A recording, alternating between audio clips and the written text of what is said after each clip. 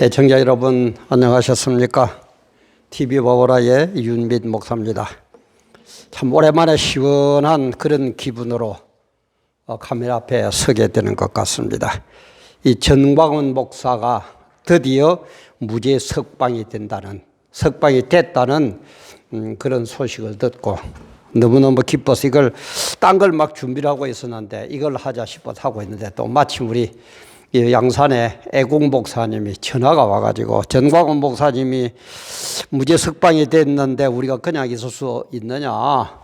식사라도 함께 하자. 그래서 제가 불려나가지고 점심 식사를 하고 밖에 나갔던 외출했던 그 모습으로 시간은 바쁘고 너무 기분이 좋아서 이렇게 카메라 앞에 섰습니다. 조금 복장이 그렇더라도 이해를 해주시고 오늘 같은 너무 기쁜 날이니까 그죠? 참 일심무죄 석방. 이제는 제가 볼 때는 법원도 눈치를 채는 것 같아요. 눈치 못 채는 건 우리 목사들 뿐이지 법원도 눈치를 채고 고위직에 있는 사람도 눈치 다 챕니다. 그 사람들은 어디에 붙어야 내가 출세하는지 거기에는 엄청난 신경이 발달되어 있거든요. 그래서 전광훈 목사 무죄 석방, 진리는 반드시 승리한다.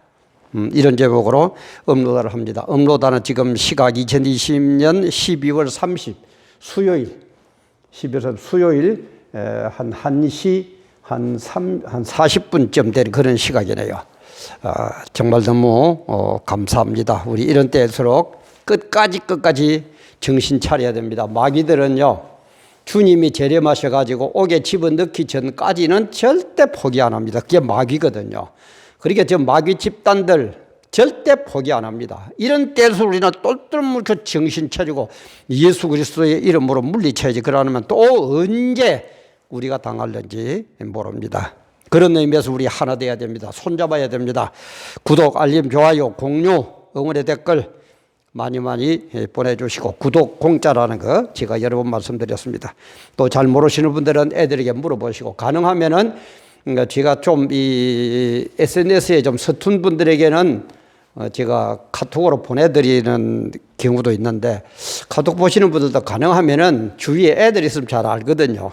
유튜브로 들어가가지고 유튜브 검색창에서 TV 와보라를 쳐가지고 저를 보게 되고 그러면은 댓글 달고 뭐 하는데 엄청나게 도움이 되고 그렇게 될 겁니다. 그렇게 해주시면은 고맙겠습니다. 먼저 이 내용을 좀 설명을 하자면은 전광훈 목사님의 경우 그죠? 서울중앙지법 형사합의 34부 허선아 부장판사라고 그러네요. 허선아 부장판사가 오늘 30일 오늘이죠.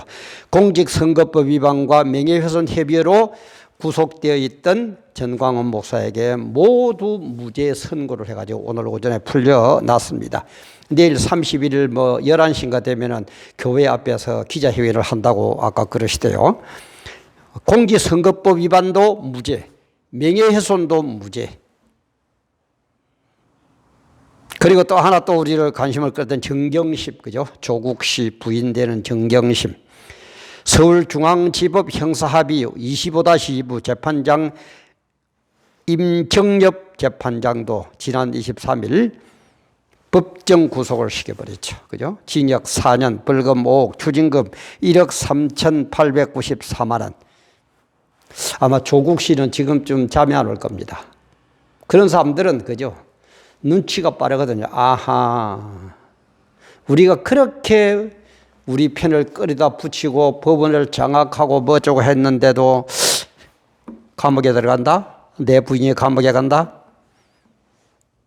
부인이 감옥에 간 그것도 가슴 아프지만은 이제는 너무너무 한쪽으로 기울어 있던 운동장이 이제는 서서히 제자리를 잡는구나 하는 것을 생각하면 아마 잠이 안 올 겁니다. 그리고 윤석열 총장 그죠 문제. 그것도 서울행정법원 행정사부 부장판사 조미연 부장판사가 정직 2개월 당했던 것이 억울하다고 윤석열 총장이 법에 호소를 해가지고 집행정지 신청을 인용이 되었습니다. 인용이 되었어요. 그러니까 무죄로 인용이 되어가지고 그대로 총장직을 수행하는 거죠. 그런데 오늘 또 보니까 추미애는 상소심을 포기한다. 상소심을 포기한다. 오죽하면 포기한다. 그 말하는 추미애의 심정은 어땠을까요? 그래, 우리 사람이 너무 그러면은 안 됩니다. 너무 그러면은 안 돼요. 과유불급이라고. 아무리 권력을 잡고 뭘 하더라도 상대편도 배려를 하면서 해야지. 건불 10년인데 그렇게까지 자기들 마음대로 그런 거는 아니에요. 우리 그렇게 하면 안 돼요. 그래서 아마 법원도 이거는 아니다. 판사들이야 뭐 오죽하면 법의 전문가인데, 그죠? 이거는 정말 이런 식으로 법이 흘러가가지고는 안 된다.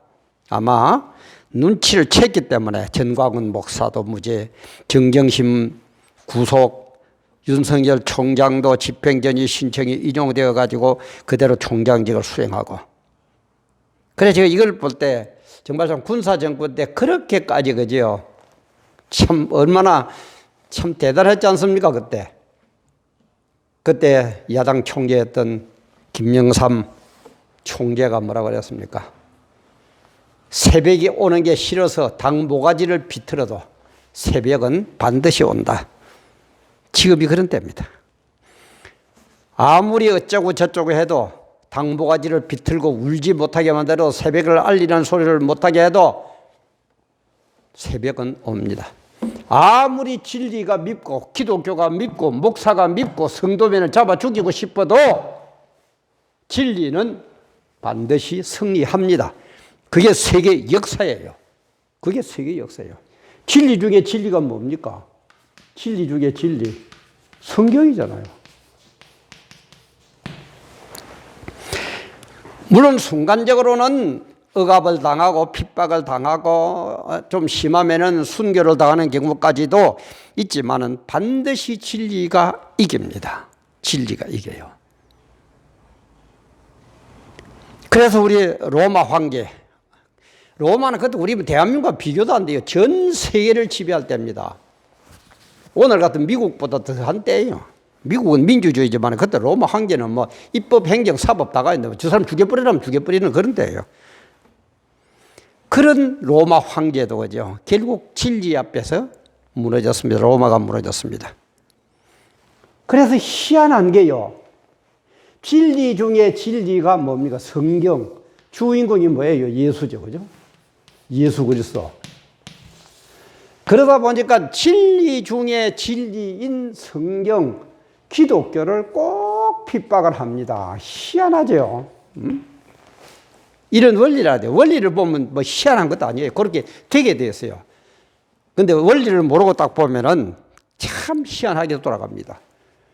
그래서 기독교를 핍박하는데 그 제일 먼저 전 세계를 휘어잡은 나라가 됩니까? 애굽이죠. 애굽도 결국 정권을 휘어잡고 세계를 휘어잡고 하니까 어디로 갑니까? 진리 중에 진리를 공격을 하는 거예요. 예수를 공격하는 거예요. 그게 망했습니다. 그게 마지막이에요. 그 다음에 아수르. 아수르 역시도 마찬가지죠. 전 세계를 지배하니까 나중에는 뭘 들어가냐? 기독교를 핍박하는 거예요.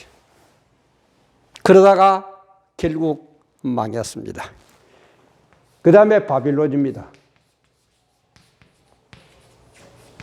바빌론도 전 세계를 지배하고 온갖 횡포를 부리면서 기독교 중에 진리 중에 진리 예수를 핍박하다가 망했습니다.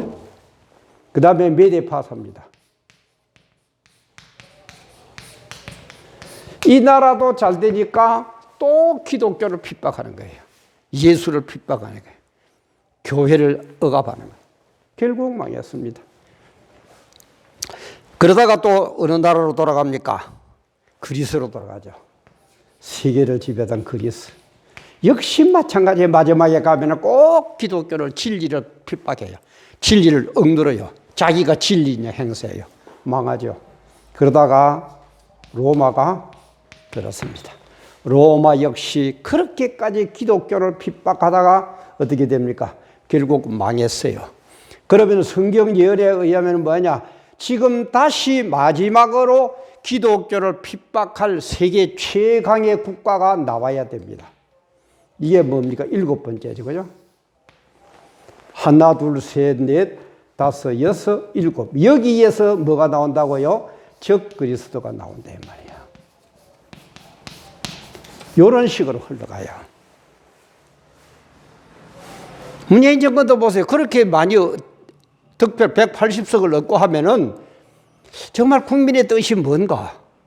이걸 헤아려야 될 건데 그만 오만방자 해가지고 눈에 보이는 게 없어요. 주멋대로 법도 지멋대로 바꿔붙이고, 그럼 아까도 했지만 판사들이 그걸 모릅니까? 법을 전문적으로 다루는 분들인데 이거는 아니다라는 거예요. 이거는 아니다라는 거예요. 검사들도 그죠? 추미애 사단 붙어 있는 그것들이야 뭐 알랑방구 끼는 거지 그줬었지만 그 외에는 대부분들이 그죠? 반대 성명 내고 이거는 아니다라고 나오고. 그래서 진리는 반드시 승리합니다. 반드시 승리. 그래서 이 적그리스도 이것이 나타나면은 그게 뭡니까? 지구의 종말이에요. 이때에 재림을 하셔가지고 종말이 되어가지고 불신자들은, 대적자들은 영원한 지옥불에, 참고 견디고 승리한 그리스찬들은 천국에서 영생복락 이렇게 되는 거예요. 로마까지 나왔죠. 이게 아직 뭐 안 나왔어요. 근데 대개 종말을 연구하는 학자들의 거의 아마 90% 이상은 7번째 국가가 교황이 아닌가. 로마 교황. 적그리스도가 교황이 아닌가 이렇게 보고 있습니다. 뭐 혹시 보는 분들 중에서 천주교 믿는 사람들 좀 기분 안 좋게 들리는지는 모르지만 그렇게 흘러가고 있습니다. 그래서 로이드 존스 같은 목사님 뭐라고 그럽니까? 캐토릭이 마귀가 만든 최고의 걸작품이 캐토릭이다. 그렇게까지 얘기해요. 여기에서 적그리스도가 나타나고, 적그리스도가 완전히 세계를 지배하고, 뭐 딥스테이트, 뭐 그림자 정보 막 그러죠. 전부 다 이 적그리스도들이 꽉 짜가지고 마귀하고 손잡아가지고. 그러니까 미국 대통령 선거도 보세요. 저런 나라에서 저렇게까지 나올 줄 누가 알았습니까? 그래도 어느 쪽으로 붙어요? 자꾸 그림자 정부 쪽으로 붙죠. 그걸 파헤치려는 트럼프 쪽이 아니고 이렇게 악해집니다. 나중에는 완전히 전 세계를 휘어잡아요. 적그리스도가. 그러니까 정말 못 살겠다고 할 때 주님이 재림하셔가지고 심판합니다. 이게 원리예요. 이게 세계 역사예요. 이거는 거짓말 아닙니다. 팩트입니다. 세계 역사입니다. 그러면 이제 이 이후로는 이제 모르죠. 일반인들은 몰라요. 우리같이 성경을 알고 종말을 아는 사람은 이렇게 돌아간다는 것까지도 안다 이 말이에요. 근데 요 얘기는 안 하죠. 보통 교회에서. 뭐 어떤 분들은 그래요. 계시록을 뭐 손대면은 이단이 된다? 말도 안 되는 뭐 소리는. 아니 손대면은 이단 될 거로 하나님이 무엇 때문에 성경 66권에 포함시켰을 겁니까? 말도 아닌 소리를 모르면은 모른다 그래야지. 나는 계시록은 잘 모른다. 앞으로 종말론은 잘 모른다. 차라리 이라든지. 계시록 손대면은 계시록뿐만 아니고 마태복음도 창세기도 성경대로 안 하면은 이단이에요. 그러나 계시록도 성경대로 해석을 하면은 이단이 아닙니다. 안 그렇습니까? 근데 손만 대면, 부산에도 큰 교회, 유명한 교회 있어요. 이던 목사가 계시록 손 대면은, 큰일 나니까 아예 보지도 말라 한대요. 참나, 아이고. 그러니까 또 생각이 나요. 이 TV 와보라, 제가 애청자 그렇게 많지는 않습니다만, 어느 애청자분이 요 앞에 올렸던 그걸 보면서 뭐라고 질문을 했냐면은, 지금 이런 사태를 보고 목사들이 참아라. 무조건 참아라. 무조건 견뎌라. 무조건 버텨라. 라고 얘기를 하는데, 이 말이 맞습니까? 이게 여기에 대한 답을 좀 부탁을 드립니다. 하고, 댓글을 달았더라고요. 그래서 교회가 어느 교인지는 모르지만은, 글쎄요, 잘못하면은 제가 뭐 그하고 그 목사님을 무시하고 그런 것 같아요. 참 조심스럽기는 조심스럽습니다만은 목사는 진리를 가르쳐야 되니까. 자, 우리 제가 늘 강조하는 게 원리입니다. 그죠? 뭐든지 원리를 빨리 파악하세요. 그래야만이 자잘한 어떤 문제가 벌어질 때 답이 탁탁탁탁 나오지. 원리를 놓쳐버리면은 요렇게 하면 이 문제가 나오면 이런 것도 같고 저런 것도 같고 또 이 문제가 생기면 이런 것도 같고 저런 것도 같고 참 그게 잘 안 됩니다. 그래서 제가 늘 얘기하잖아. 원리를. 그래서 1+1은 2라는 원리를 하면 어떤 더하기 숫자가 나도 답이 나온다고 그랬죠. 공부는 그렇게 하는 거예요. 공부는 성경 공부도 그렇고 학생들 공부도 그렇게 하는 겁니다. 그러면 공부라는 게 그렇게 안 어려워요. 그래서 원리를 볼 것 같으면은 세상 사람들은 어려움이 오가지고 내가 견디지 못할 거라면 어떻게 받으니까 숙명론으로 받아요. 이거는 내가 어떻게 할 수가 없다. 이거는 그대로 우리가 따르는 수밖에 없다. 세상은 그렇죠. 그죠? 내가 어떻게 감당할 수 없는 게 오면 이건 숙명이다. 이걸 운명으로 받아들이자. 이렇게 돼요. 운명론, 숙명론이에요. 그러나 우리 기독교는 뭡니까? 운명론, 숙명론이 아니고 섭리론입니다. 하나님께서 반드시 모든 것을 다스린다. 하나님은 뜻과 예정이 가운데서 있는 가운데서 일을 추진해 나간다. 이게 섭리론이거든요.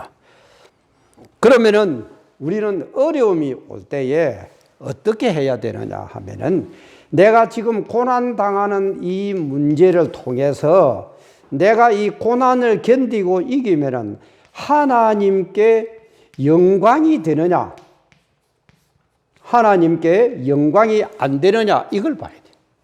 그러면 하나님께 영광이 되는 고난은 어떻게 됩니까?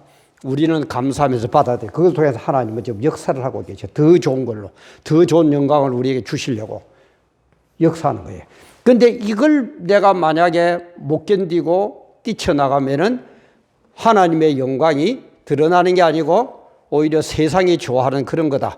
그러면은 그거는 안 되죠. 그죠? 그리고 숙명론은 뭡니까? 어쩔 수 없어서 포기하는 거예요. 그러나 우리는 섭리론은 여기에서 다시 소망을 갖는 겁니다. 이런 차이가 있어요. 그럼 예를 하나 들을까요? 교회에 나가는데 남편이 엄청나게 핍박한다. 심지어 뭐 두드려 패기까지 한다. 그죠? 그런 고난을 당하는 일이 있다 칩시다. 교회에 나가는 것 때문에. 그러면은 교회에 나가야 됩니까? 안 나가야 됩니까? 세상 사람들 것은 포기하고 아이고 그래 안 나갈란다. 이것도 내 운명인가 보다 하고 포기를 해야 돼요. 포기를 합니다. 그러나 우리 기독교는 아니에요. 내가 교회에 나감으로 해서 남편에게 얻어맞는다. 이 고난을 이기면은 하나님께 영광이 됩니까? 안 됩니까? 그게 바로 하나님의 영광이죠. 그래서 이런 것은 우리는 받아들여야 된다 이 말이에요. 그게 섭리는 그것 통해서 하나님은 이 고난을 통해서 더 좋은 걸 주시려고. 현재의 고난은 장차 받을 영광이 좋게 비교할 수 없다고, 그죠? 그걸 주시려고 그러는 거예요. 그러면 봅시다. 현재 이분의 질문처럼 현재 일어나는 이 상황들이, 현재 정부에서 하는 이 상황들이 우리가 무조건 참고 견뎌가지고 정부가 이기면은 하나님께 영광이 됩니까? 안 됩니까? 이거는 영광이 안 되죠. 세상적으로 저들만, 종북 잡발들만 좋아하는 것이지, 예수도 믿지 말아라, 교회 또 설교도 이렇게 해라, 예배도 이렇게 해라, 찬송가도 비치하지 말아라, 이런 식으로 하는 이 고난, 이 핍박, 이걸 우리가 참고 견디면 뭡니까? 하나님의 영광을 가리워줘요. 그러니까 이거는 안 해야 된다 이 말이에요. 이거는 들고 일어나. 이거는 무조건 참아라, 견뎌라, 버텨라가 아니에요. 이거는 들고 일어나야 돼요. 대인관계, 대신관계가 똑같은 얘기죠. 그죠? 그건 지금 말할 시간이 아닙니다만. 그래서 무조건 견디고 어쩌고 하는 게 아니고, 견디는 것도, 고난을 통한 견딤도 이걸 무조건 참고 견디고 그대로 하면은 하나님께 영광이 되는 것은 하나님이 우리를 통해서 더 좋은 걸 주시려고 지금 하나님이 섭리를 하고 계신데 말이에요. 하나님의 뜻을 이루어가는 방법, 섭리론이에요. 그러니까 이거는 받아들여야 됩니다. 그러나 지금 현재처럼 정부에서 이렇게 어떻게 하니까는 무조건 참으세요. 무조건 뭐 어쩌고 저쩌세요. 무조건 하세요. 그 일이 지금 정부에서 얘기한 대로 뜻이 이루어지면 하나님의 영광은 어디 가면 좋고 교회가 문을 닫아야 되는데요. 이거는 받아들이면 안 된다 이 말이에요. 우리 질문하신 뭐 집사님인지 뭔지 잘 모르겠는데 우리 교우님 이젠 조금 이해가 갑니까? 그래 제가 늘 얘기하자면 무슨 문제가 생기면은 원리를 알고 있어야 돼요. 원리를 모르니까 자꾸 말이 많아요. 자꾸 말이 많아. 원리 말면 간단해요. 여러분 한번 보세요. 주위에 공부 잘하는 녀석은요. 딱 원리를 알고 있기 때문에 뭐라고 하면 아하 합니다. 공부 못한 녀석은 때렸다 외워요. 머리를 싸매고 밤새도록 해도 성적 안 올라. 그런 녀석들은 문제 하나만 살짝 바꿔봐도 못 알아들어요. 근데 원리를 알고 나면은 성경도 그렇게 어렵지는 않다. 물론 우리가 이해 못할 부분도 있습니다. 그런 부분도 있지만 대개의 문제는 이렇게 풀립니다. 그래서 무조건 참고 견뎌라 뭐 어쩌라 저쩌라 하는 게 아니고 숙명론이냐 운명론이냐 섭리론이냐 이걸 깨달아가지고 어떻게 구별하느냐. 지금 내가 당하는 이 고난을 견디고 이 고난을 참고 났을 때 얻는 결과가 하나님께 영광이 되면은 이거는 참고 견뎌야 됩니다. 그리고 하나님 영광을 가려면은 이거는 안 된다. 그래서 하나님이 주시는 고난은 뜻이 있기 때문에 우리는 감사하면서 받아들여야 되고 숙명적으로 세상 살 줄 알고 못 죽어서 살다. 아이고 내 모르겠다. 될 대로 돼버려라. 이런 것은 절대 우리는 받아들이면 안 된다는 것. 명심하시면 고맙겠습니다. 이제 이 정도 정광훈 목사도 무죄 석방되고 정경심도 구속되고 윤석열 총장도 다시 제자리에 돌아오게 되고 이런 거를 볼 때에 우리는 이제는 눈치를 좀 채야죠. 특히 큰 교회 목사님들 이래도 눈치 못 채리겠습니까? 이래도 눈치가 안 옵니까? 어느 때 무슨 징조, 어느 때 무슨 징조. 제가 얘기해줘. 어느 때 무슨 징조. 이 영이고 육적이라고 그랬죠. 근데 영적인 건 눈에 안 보니까 잘 모릅니다. 그래서 하나님은 반드시 징조, 육적인 걸 통해 가지고 영적인 걸 깨달게 만들어요. 그러면은 이런 징조가 처음에 이 정권이 잡았을 때 같으면은 감히 이 판사들이 이런 판결 내리겠습니까? 저는 어림도 없다고 합니다. 그 사람들이 얼마나 눈치가 빠른 사람들인데요. 우리야 서민들이야 뭐 좀 쌍말로 이놈이 정권 잡아나 저놈이 정권 잡아나 뭐 그렇게 영향할 거 없어요. 그죠? 그렇게 신경 안 씁니다. 그러나 국회의원이나 판검사나 뭐 군대 뭐 빌자리나 고위 공직자들이나 이런 사람들은 얼마나 눈치 빠른 줄 알아요. 어떻게 할까? 내가 어느 쪽에 붙으면 어느 놈 쪽에 붙어야 내가 유리할까? 내가 출세할까? 그런 사람들인데 이래도 큰 교회 목사님들 뭐가 안 보입니까? 참 그래도 안 보인다면은 참 그래서 하도 큰 교회 목사들이나 총회장님들이나 그 높으신 분들 뭐 얘기도 안 하고 앉아 있으니까 지역빌연합회 부울경 부산 울산 경남 또 충청권 충청남북도 뭐 대전 이런 식으로 막 일어나 가지고 그죠? 예배를 회복해라 뭐 어쩌라. 그래도 큰 교회 목사님들 모르시겠어요? 큰 교회 다니는 성도님들 이래도 뭔지 구별이 안 돼요. 좀 자랑하지만 안 되거든. 앞에 제가 얘기한 그 보면은 여러분들 관련된 게 많이 지금 제 200몇 개가 올라가 있거든요. 순서대로 저는 늘 얘기하지만 편집 하나도 안 했습니다. 할 줄도 모르고 또 배울 별 의향도 없고 뭐 있는 그대로 실수하면 실수하는 대로 잘하면 잘하는 대로 저는 그렇게 하고 싶어요. 쇼해가면서 어쩌고 저쩌고 저는 그리 안 합니다. 제 성격 자체도 그렇고 진리는 그런 게 아닌 것 같아요. 좀 정신들도 좀 차립시다. 정광훈 목사의 무죄 석방을 보면서 정말 이제는 새벽이 오고 있구나. 진리는 반드시 승리하게 되어 있구나. 이제는 우리 국민들이 깨닫구나. 이제는 하나님께서 승리하고, 물론 승리하고 계시지만은 승리하고 있는 이 역사가 지금 일어나게 되어 있구나. 우리 정말 이런 때에서 정신 바짝 차립시다. 그렇다고 이게 완전한 승리 아닙니다. 끝까지 마귀는 우리를 괴롭힐 겁니다. 정신 바짝 차리고 정말 하나 되어서, 하나님 뜻 안에서 하나 되어서 우리 마귀를 물리치고 이 나라 이 민족을 구하고 기독교 진리를 사수해서 천국 가서 할렐루야 찬양하며 영광 돌리는 우리 모두가 됩시다. 오늘도 귀한 시간 함께 해주셔서 감사합니다.